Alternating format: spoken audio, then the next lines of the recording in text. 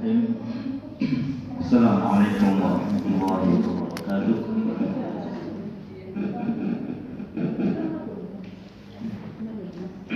Alhamdulillahirabbil alamin. Wassalatu wassalamu ala asyrafil anbiya wal mursalin nabiyina wa habibina wa sayyidina Muhammadin wa ala alihi wa sahbihi ajma'in. Allahumma la ilma lana illa ma 'allamtana wa 'allimna bima yanfa'una wa zidna 'ilma. Allahumma ij'al ma nata'allamuhu hujjatan lana la 'alaina amma ba'd.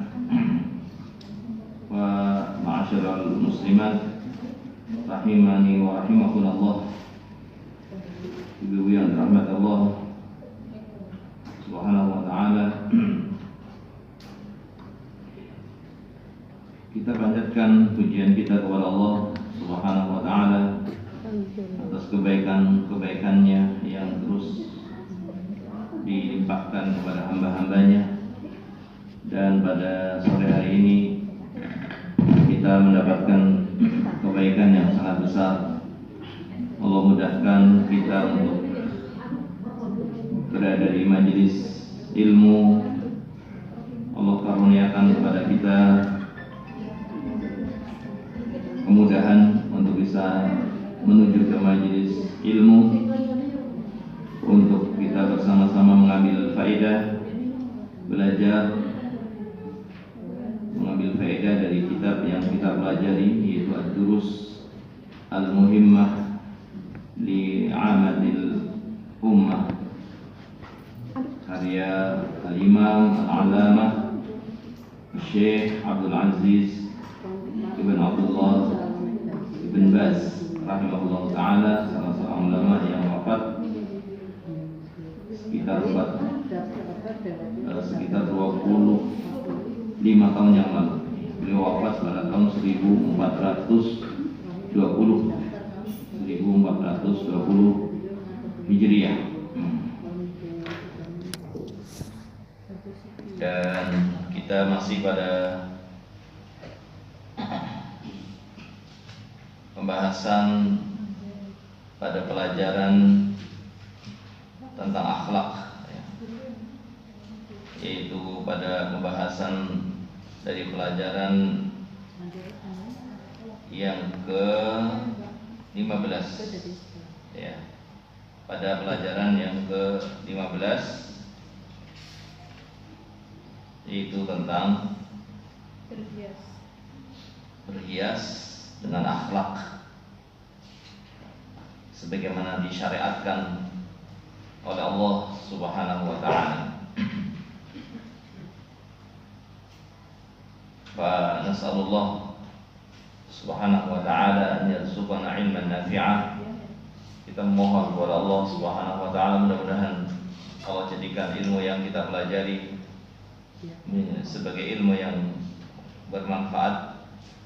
Kama nas'aluhu Subhanahu wa ta'ala an yarzuqana al-ikhlas, sebagaimana pula kita mohon kepada Allah Subhanahu wa ta'ala yang telah memudahkan kita untuk berada di majelis ilmu. Mudah-mudahan juga kita diberi kemudahan untuk bisa ikhlas, untuk semata-mata mengharapkan balasan di akhirat, karena akhirat itu lebih baik dan akhirat itu selamanya. Maka yang kita inginkan adalah balasan di akhirat untuk mendapatkan surganya Allah Subhanahu wa ta'ala, sebagaimana dijanjikan oleh Allah Subhanahu wa ta'ala melalui lisan Rasulullah sallallahu alaihi wasallam, man salaka tariqan yaltamisu fihi ilman sahalallahu lahu bihi tariqan ilal jannah. Barang siapa yang berjalan untuk menuntut ilmu, berjalan dalam artian menuju majelis ilmu, atau berjalan dalam artian melakukan kegiatan, mendengarkan, menulis, menghafal ilmu, maka dimudahkan jalannya ke surga. Fa sallallahu subhanahu wa ta'ala an yaj'ala hadzal majlis majlisan mubarakan. Kemudian juga kita memohon kepada Allah Mudah-mudahan majelis kita pada sore hari Allah jadikan sebagai majelis yang diberkahi olehnya. Amin. Jamaah yang rahmat Allah Subhanahu wa taala, ibu-ibu yang dirahmati Allah. Kita masih pada pembahasan tentang akhlak, berhias dengan akhlak. Pada pertemuan yang lalu sudah kita sebutkan, di antaranya adalah as-sidq, yaitu jujur, sebagai akhlak yang disebutkan pertama kali. Dan juga sudah kita sampaikan bahwa yang dimaksud dengan akhlak ini bukan hanya akhlak kepada makhluk, tetapi juga akhlak kepada Allah Subhanahu wa ta'ala, akhlak kepada Rasulullah Sallallahu alaihi wasallam. Sehingga orang yang berbuat syirik kepada Allah, ya dia orang yang rusak akhlaknya. Meskipun dia kepada manusia baik, meskipun kepada manusia dia baik, tetapi ketika dia berbuat syirik kepada Allah, ya tidak ada artinya baiknya akhlak kepada hamba Allah ketika tidak ada akhlak kepada Allah. Dan syirik merupakan akhlak yang paling jelek, ya, yang merusak, yang paling rusaknya akhlak, yang paling rusaknya akhlak karena dia menyamakan Allah, menyamakan selain Allah dengan Allah Subhanahu wa ta'ala, sehingga diibadahi selain Allah Subhanahu wa ta'ala. Ya. Kemudian juga bahwa seseorang ketika dia itu berhias dengan akhlak yang mulia, tidaklah yang diharapkan kecuali balasan di akhirat. Tidaklah yang diharapkan kecuali untuk mendapatkan ridhonya Allah dan balasan di akhirat, yaitu surganya Allah Subhanahu wa ta'ala. Yang mungkin ketika dia berakhlak dengan akhlak yang mulia, dia tidak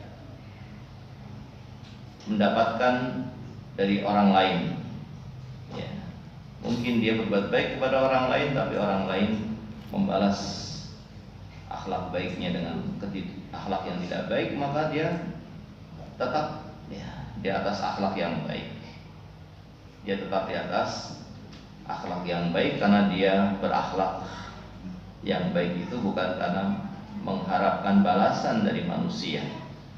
Ya. Dia tidak mengharapkan balasan dari manusia, tetapi dia mengharapkan balasan dari Allah Subhanahu wa ta'ala. Ya. Dan sidq, jujur ini sebagaimana telah kita sampaikan, bukan hanya kepada manusia, tetapi juga jujur kepada Allah. Ya. Jujur kepada Allah Subhanahu wa ta'ala dengan menjadikan Allah sebagai satu-satunya sesembahan yang hak, yang berhak untuk diibadahi.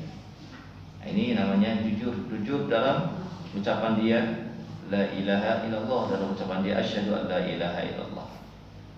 Makanya disebutkan dalam hadis Nabi SAW, ma min ahadin yashhadu an la ilaha illallah wa anna Muhammadan Rasulullah sidqan min qalbihi illa harramahullahu 'alan nar. Tidaklah orang yang bersaksi terhadap kalimat la ilaha illallah Muhammadur Rasulullah dengan jujur dari hatinya, kecuali Allah akan haramkan dia dari terkena api neraka. Ya. Sehingga apa yang diucapkan oleh lesannya dengan persaksian terhadap la ilaha illallah Muhammadur Rasulullah itu sesuai dengan apa yang ada di dalam hatinya. Ya. Tidak seperti orang munafik yang lesannya berbeda dengan hatinya. Begitu pula jujur terhadap Rasulullah SAW dengan mengikuti tuntunannya, mengikuti ajarannya, bukan orang yang kemudian mengada-ada dalam beribadah kepada Allah Subhanahu wa ta'ala, membuat ibadah yang tidak pernah disyariatkan, tidak pernah dicontohkan oleh Rasulullah SAW. Selanjutnya dikatakan oleh penulis kitab ini, akhlak berikutnya adalah wal amanah, dan termasuk akhlak yang sangat besar adalah amanah. Ya. Dan amanah ini merupakan bagian dari ajaran Islam yang sangat penting. Ya, bahkan disebutkan di dalam surat Al-Ahzab ya, bahwa Allah telah menawarkan amanah kepada langit, kepada bumi, kepada gunung, dan semuanya menolak. Bukan karena tidak ingin mendapatkan balasan yang besar dari amalan amanah, tetapi mereka, langit, bumi, dan gunung, khawatir tidak bisa menjalankan amanah, sehingga mereka pun menolak. Tapi ya berarti akhirnya mereka tidak dapat pahala, mereka tidak dapat balasan dengan surganya Allah Subhanahu wa ta'ala. Berbeda dengan manusia yang telah menerima amanah dari Allah, ya, itu berupa agama Allah, maka yang menjalankan agama Allah dia telah menjalankan amanah, dan yang tidak menjalankan agama Allah maka dia telah melalaikan amanah dengan berbagai tingkatan-tingkatan mereka, sehingga manusia ada yang dimasukkan ke dalam surganya Allah Subhanahu wa ta'ala, dan ada pula yang dilemparkan ke api neraka karena tidak menjalankan amanah. Namun ini tidak terjadi pada langit dan bumi serta gunung, karena mereka memang tidak menerima untuk menjalankan amanah, tidak menerima untuk diberi amanah.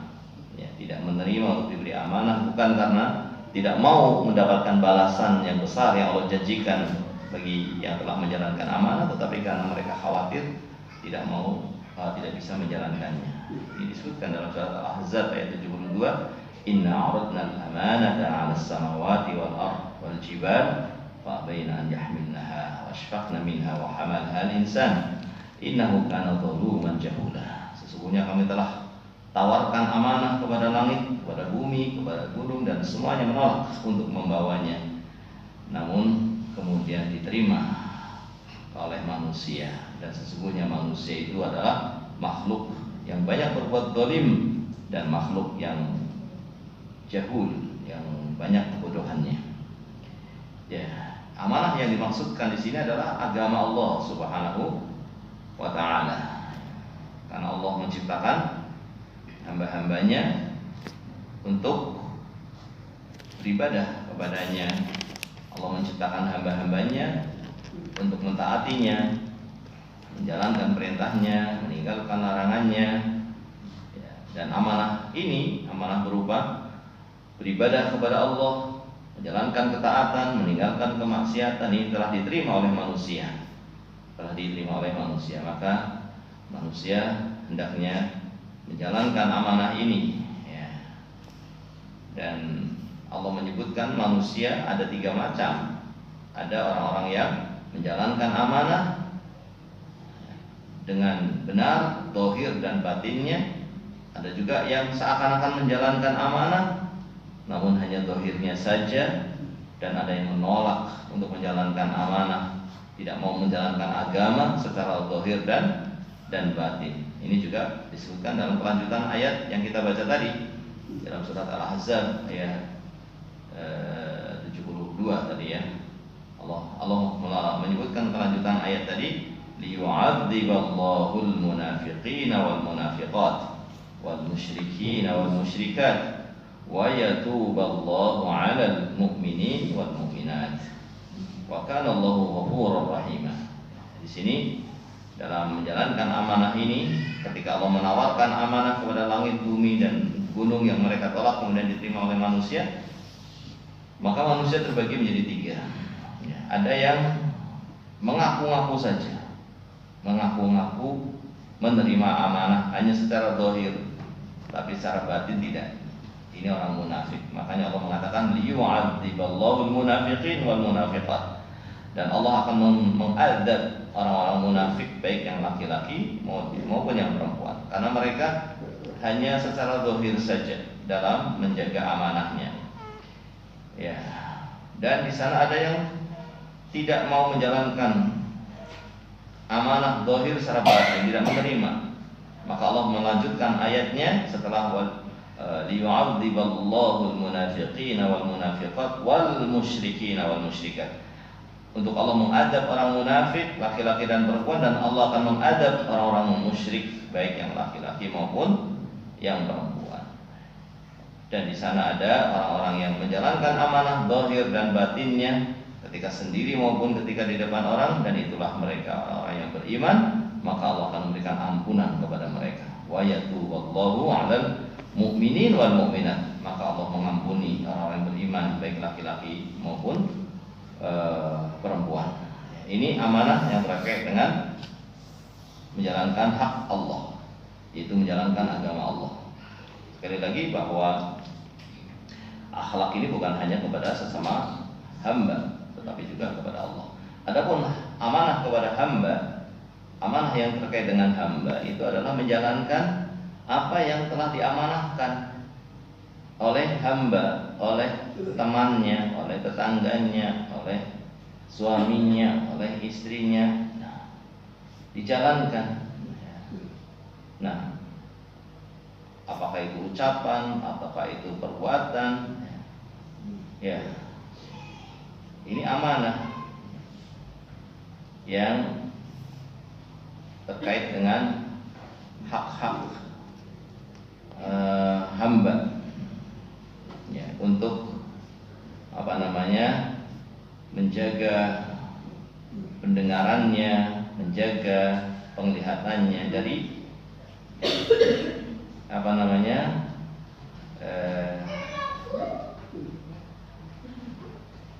yakni dari hal-hal yang telah dia terima, untuk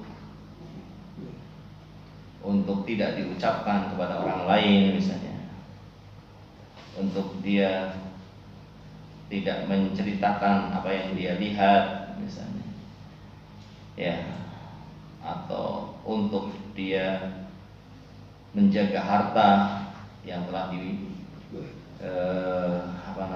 yang telah dia terima sebagai amanah, ya. Maka ini adalah amanah, ya. Begitu pula anak yang Allah berikan kepada hamba, harta yang Allah berikan kepada hamba, ini semuanya amanah. Telinga yang Allah berikan kepada hamba, pendengaran yang Allah berikan kepada hamba, ini semuanya amanah. Innas sam'a wal basar wal fuad kullu ulaika kana anhu mas'ula, akan dimintai pertanggungjawaban dari amanah pendengaran, amanah penglihatan, hati, akan dimintai pertanggungjawaban. Ya. Maka orang yang beriman, dia tentu akan menjaga amanah. Amanah yang terkait dengan Allah, terkait dengan Rasulnya, dan terkait dengan hamba. Allah berfirman, ya ayyuhalladzina amanu, dalam surat apa ini? Al-Anfal, ya. Surat Al-Anfal ayat 27-28. Ya ayyuhalladzina amanu, wahai orang-orang yang beriman, la takhunullah, jangan kalian mengkhianati Allah, wa rasul, jangan kalian mengkhianati Rasul, wa takhunu amanatikum wa antum ta'lamun, jangan kalian mengkhianati amanah-amanah yang telah kalian terima. Wa'lamu annama amwalukum wa auladukum fitnah, sesungguhnya itu semuanya adalah ujian.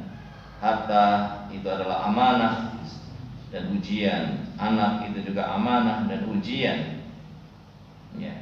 Maka hendaknya ditunaikan sebagaimana, ya, yang telah diamanahkan kepada kalian, ya. Termasuk harta yang dititipkan kepada kita dari kaum muslimin, misalnya ada kaum muslimin yang memberikan ini harta untuk membangun masjid misalnya, maka harta itu untuk membangun masjid, ya. tidak untuk yang lainnya. Ya.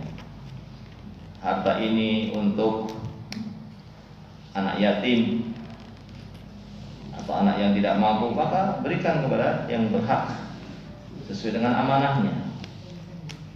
Harta ini untuk ini dan itu, maka gunakan sesuai dengan amanahnya. Jangan kita mengambilnya untuk keperluan sendiri misalnya, ya, meskipun nanti akan dikembalikan, saya pakai dulu. Ini tidak amanah. Ya. Ini harta ini dititipkan oleh kaum muslimin untuk apa? Harta ini dialokasikan untuk apa? Ya, maka jangan kemudian kita menggunakannya ya, tanpa sepengetahuan orang yang menitipkan kepada kita. Kemudian meskipun nanti akan kita barangkali kembalikan, nanti akan saya kembalikan, saya pakai dulu misalnya. Ini tidak boleh ya, ini amanah. Apa yang sudah diterima dari amanah ya kita jalankan sesuai dengan amanah tersebut. Fa'ansallallahu subhanahu wa ta'ala as-salamah. Kita mohon kepada Allah keselamatan dan kita mohon kepada Allah ampunannya. Barangkali kita terjatuh kepada hal yang sifatnya mengkhianati amanah ini. Ya, kemudian ibu-ibu rahmat Allah subhanahu wa ta'ala, disebutkan akhlak berikutnya adalah wal afaf, yaitu menjaga kehormatan, yaitu dengan menjaga diri dari yang haram, tidak melakukan yang haram, menjaga diri dari dosa, menjaga diri dari berbuat dosa, menjaga diri dari berbuat zina, ya. Nah, sehingga dikatakan di dalam Al-Quran dalam surat An-Nur ya, ayat 33, wal yasta'fif, ya, hendaknya yang belum mampu untuk menikah, hendaknya dia menjaga kehormatannya. Alladzi la yajiduna nikaha, yang belum mampu menikah hendaknya dia menjaga kehormatannya. Hatta yughniyahum Allah, sampai Allah kemudian memberikan kemampuan untuk dia menikah. Karena belum mampu, maka dia jaga. Nah, ya, begitu pula orang yang belum punya harta, dia tidak punya harta, maka jaga kehormatannya untuk tidak meminta-minta, tapi dia berusaha ya, tidak kemudian dia meminta-minta kepada orang. Insya Allah ketika dia menjadi orang yang menjaga kehormatannya, Allah akan berikan kemampuan kepada dia untuk memiliki sifat ini, memiliki sifat menjaga kehormatan. Kalau dia menjaga dirinya dari yang haram, Allah akan berikan sifat afaf. Kalau dia menjaga dirinya dari berbuat dosa, maka Allah akan memberikan sifat ini. Jika dia menjaga dirinya dari berbuat zina, maka Allah juga akan memberikan sifat ini.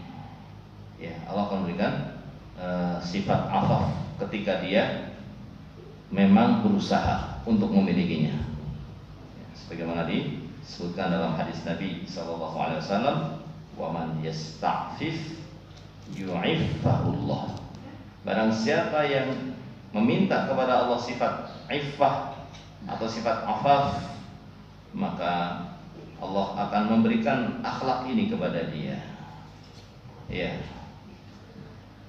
Dan ini merupakan akhlak yang sangat mulia, sangat besar, dan yang sering dicontohkan di sini yang memiliki sifat afaf, yang sering dicontohkan adalah Nabiullah Yusuf alaihi salam. Nabiullah Yusuf alaihi salam disebutkan di dalam Al-Quran tentang kisahnya, bagaimana beliau ketika diuji ya dengan wanita yang mengajak dia berzina, sementara dia wanita yang mulia, punya kedudukan yang tinggi. Di sisi lain dia adalah wanita yang cantik, dia wanita yang kaya, dia wanita yang telah wanita itu yang mengajak dia telah berhias, dia telah pakai minyak wangi, dia telah menutup ya pintu rumahnya, pintu kamarnya. Sementara Nabiullah Yusuf pada saat itu juga masih muda dan belum menikah. Tetapi beliau diberi taufik oleh Allah Subhanahu wa taala sehingga tidak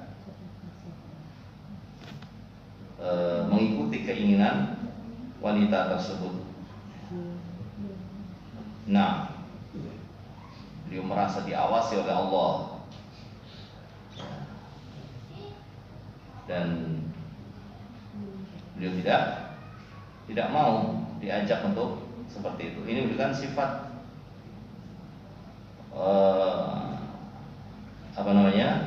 menjaga kehormatan, sifat iffah atau afaf yang ada pada Nabiullah Yusuf, yang dia mengatakan ini akhafullah, aku takut kepada Allah, aku tidak mau melakukan ini karena takut kepada Allah. Ini yang mencegah dirinya dari mengikuti ajakan wanita tadi adalah takut kepada Allah Subhanahu wa taala. Ini sifat afaf yang sering dicontohkan oleh para masyayikh kita, menjaga kehormatan yang paling besar diantaranya dari ajakan berbuat zina, termasuk hal-hal yang akan membawa kepadanya, dari melihat yang diharamkan dan yang semisal. Oleh karena itu pula disebutkan dalam hadis tentang 7 golongan yang nanti pada hari kiamat akan mendapatkan naungan pada saat matahari didekatkan sedekat-dekatnya, pada saat manusia tidak pakai baju dan telanjang, pada saat tidak ada tempat berteduh, maka di sana ada 7 golongan yang mendapatkan naungan dari naungan Allah Subhanahu wa taala. Disebutkan 7 golongan ini adalah yang pertama imamun adil, imam yang adil. Kemudian juga syabun, seorang pemuda yang nasya'a fi ibadati rabbih, yang sejak kecil, sejak masih muda dia adalah orang yang tumbuh dalam beribadah kepada Allah, tumbuh terus taat kepada Allah sejak muda. Begitu pula rajulun qalbuhu mu'allaqun fil masajid, orang yang hatinya selalu terikat dengan masjid, yang selalu ingin ke masjid, menunggu dikumandangkannya azan untuk salat di masjid.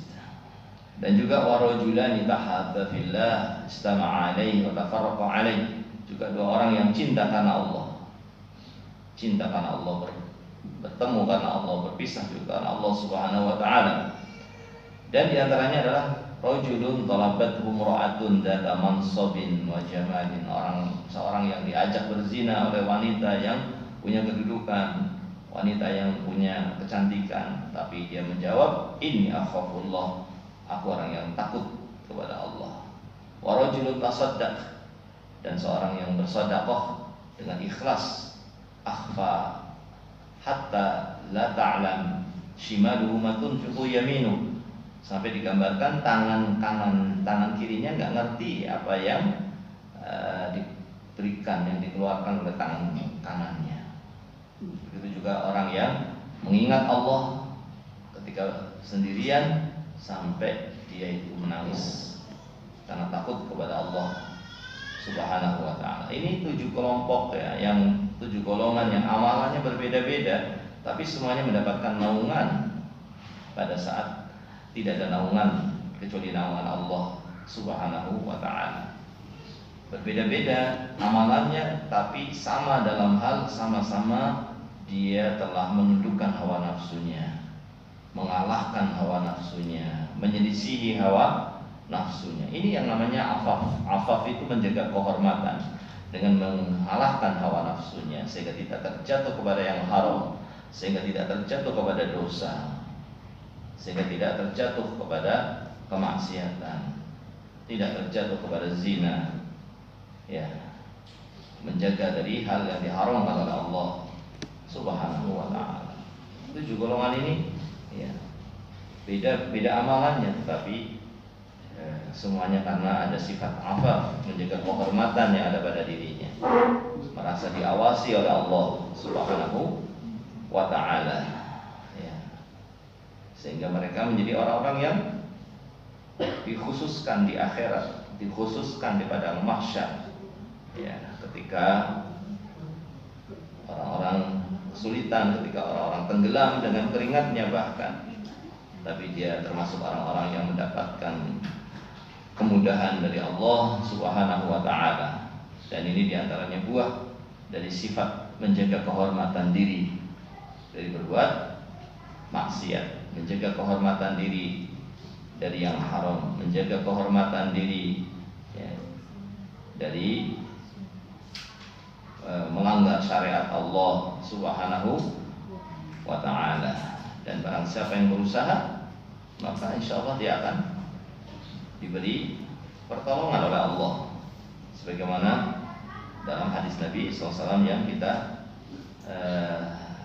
baca tadi. Dan juga di sana ada doa, ya, doa yang diajarkan oleh Nabi kita Muhammad SAW, ya. Di antaranya adalah Allahumma inni as'alukal huda wat tuqa wal afaf wal ghina. Ada 4, ya, permintaan yang diajarkan oleh Nabi kita Muhammad SAW untuk kita meminta kepada Allah. Di antaranya adalah meminta akhlak yang berupa afaf, itu menjaga kehormatan dari terjatuh kepada yang diharamkan oleh Allah Subhanahu wa ta'ala, menjaga diri dari terjatuh kepada zina, menjaga diri dari harta yang haram, ya, menjaga diri dari melanggar syariat Allah Subhanahu wa ta'ala. Nah, ya, maka ini doa yang diajarkan Nabi, ya, di antaranya adalah ini, yaitu al-afaf, ya. Dia mendahulukan Allah dan Rasulnya, mendahulukan keriduan Allah dan mendahulukan keriduan Allah Subhanahu wa ta'ala, sehingga dia meninggalkan apa yang diinginkan oleh dirinya, karena yang diinginkan oleh dirinya itu ternyata tidak diridhoi oleh Allah. Apa yang diinginkan oleh dirinya itu ternyata tidak diridhoi oleh Allah Subhanahu wa ta'ala, maka dia meninggalkan itu karena ingin mendapatkan kecintaan Allah, karena ingin mendapatkan keridhaan dari Allah Subhanahu wa ta'ala, ya. Apa yang tadi disebutkan oleh para ulama kita tentang kisah Nabi Yusuf alaihissalam, ya. Tentunya dia sebagai manusia yang sangat mungkin tertarik, ya, dengan wanita yang cantik, dengan wanita yang punya jabatan, kedudukan, ya.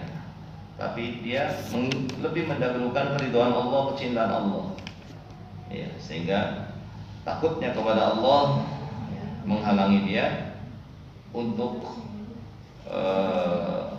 melakukan apa yang diinginkan oleh hawa nafsunya. Begitu juga yang disebutkan dalam hadis, ya, 7 golongan tadi. Imam yang adil, seorang penguasa, dia bisa berbuat zalim, tapi dia tidak ingin, ya, menuruti keinginannya karena mendahulukan keridhaan Allah, sehingga dia berbuat adil. Meskipun dia sebagai penguasa yang dia bisa berbuat kezaliman kepada masyarakat, tapi dia tidak lakukan. Begitu pula seorang pemuda yang sejak muda dia sudah taat kepada Allah, menjaga ibadah kepada Allah, menjaga sholatnya, menjaga untuk terus ya menghafal Al-Quran misalnya, untuk terus dekat dengan Allah padahal dia masih muda. Dan orang yang masih muda biasanya dia keinginan ya, hawa nafsunya besar ya, keinginan untuk melakukan hal-hal yang tercela itu besar, tapi dia tahan untuk mendahulukan ridhonya Allah dan cintanya Allah. Maka ini ya, bentuk dari afaf ya, bentuk dari afaf ya. Dan yang lain-lainnya yang tadi kita sebutkan dari amalan-amalan yang berbeda-beda, tapi ternyata akibat atau ternyata buah dari sifat iffah atau afaf yang ada pada dirinya ya. Dan ini salah satu tadi yang disebutkan dalam doa yang diajarkan oleh Rasulullah sallallahu alaihi wasallam. Allahumma inni as'alukal huda wat tuqa wal afaf wal ghina. Allahumma inni as'alukal huda, aku memohon kepada Engkau hidayah ya Allah, wal afaf, dan aku memohon kepada Engkau al afaf ya, memohon kepada Engkau al afaf, itu untuk saya bisa menjaga kehormatan diri saya dari melakukan apa yang membuat murkanya Allah, dari melakukan apa yang membuat marahnya Allah ya. Nah, maka ini sifat afaf ya. Allahumma inni as'alukal huda wat tuqa ya, dan memohon kepada Allah ketakwaan agar diberi pertolongan untuk bisa bertakwa, wal afaf, dan diberi sifat afaf ya, dan diberi sifat al-ghina, merasa cukup dengan apa yang Allah berikan kepada dia, merasa qanaah dengan apa yang telah Allah tetapkan dari rizki kepada dia, dari ketetapan Allah kepada dirinya. Dia merasa sudah cukup apa yang Allah berikan, dia terima, dia syukuri ya.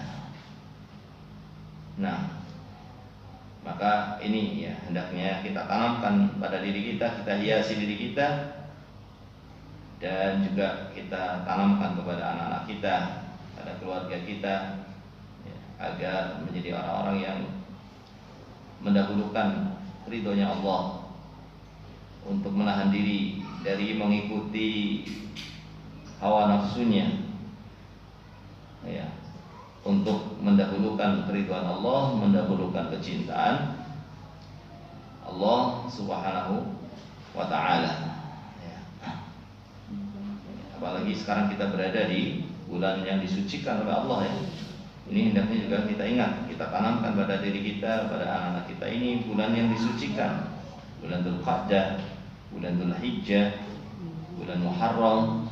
Ini 3 bulan yang berurutan dari Ashhurul Hurum, dan ada 1 bulan lagi yang terpisah, yaitu bulan Rajab. Tanamkan kepada anak-anak kita, ini bulan yang disucikan.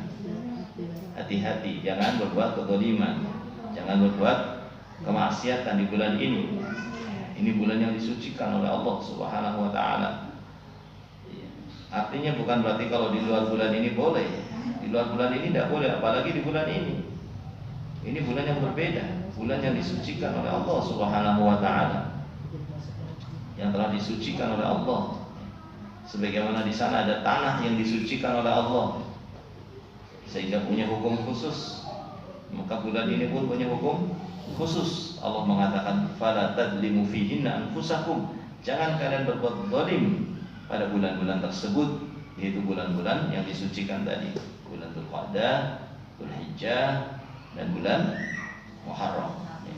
Cuma kadang kita tidak hafal bulan-bulan Islam, anak-anak kita juga tidak diajari bulan-bulan Islam, padahal di sana ada hukum-hukum tertentu yang harus diketahui, ada hal-hal tertentu yang harus kita ketahui terkait dengan bulan-bulan Islam. Maka perlu diajarkan ya pada diri kita, pada anak kita, untuk mengetahui bulan-bulan Islam, karena bulan-bulan itu memang sudah ditetapkan oleh Allah. 1 tahun ada 12 bulan, itu sudah ditetapkan sejak diciptakannya langit dan bumi. Begitu pula urutan bulan, dimulai dari bulan Muharram dan seterusnya, itu sudah ditetapkan oleh Allah Subhanahu wa ta'ala. Kemudian ada bulan yang disucikan, yang tidak boleh ada kezaliman, tidak boleh ada peperangan, yaitu bulan Ashhurul Hurum ini. Ini semua sudah ditetapkan oleh Allah Subhanahu wa ta'ala. Ya, ini barangkali dua sifat ya ibu-ibu yang dirahmati Allah Subhanahu wa ta'ala. Ini dua sifat yang disebutkan oleh penulis, dan kita akan lanjutkan insyaallah sifat-sifat yang lainnya dari sifat yang mulia, atau dua akhlak ya. Dua akhlak dari akhlak yang mulia yang disebutkan oleh penulis, dan insyaallah kita akan lanjutkan akhlak yang berikutnya. Dan kita mohon kepada Allah Subhanahu wa ta'ala ampunannya, mudah-mudahan Allah mengampuni dosa-dosa kita semuanya, dosa-dosa kedua orang tua kita, dosa-dosa seluruh kaum muslimin, baik yang masih hidup maupun yang telah meninggal dunia. Dan kita mohon kepada Allah agar menjadikan kita termasuk dari hamba-hambanya yang takut kepadanya, menjadi hamba-hambanya yang dijauhkan dari perbuatan yang diharamkan olehnya. Dan kita mohon kepada Allah Subhanahu wa ta'ala untuk menolong kita dalam menjalankan ketaatan kepada Allah. Kita memohon kepada Allah Subhanahu wa ta'ala untuk mengampuni dosa-dosa kita semuanya. Kita mohon kepada Allah Subhanahu wa ta'ala untuk senantiasa melakukan apa yang diridhoi dan dicintai oleh Allah Subhanahu wa ta'ala. Ini yang bisa kita sampaikan. Wassallallahu wasallam ala nabiyyina Muhammad wa ala alihi washabbihi ajma'in. Subhanakallahumma wa bihamdika asyhadu an la ilaha illa anta astaghfiruka wa atubu ilaik. Assalamualaikum warahmatullahi wabarakatuh.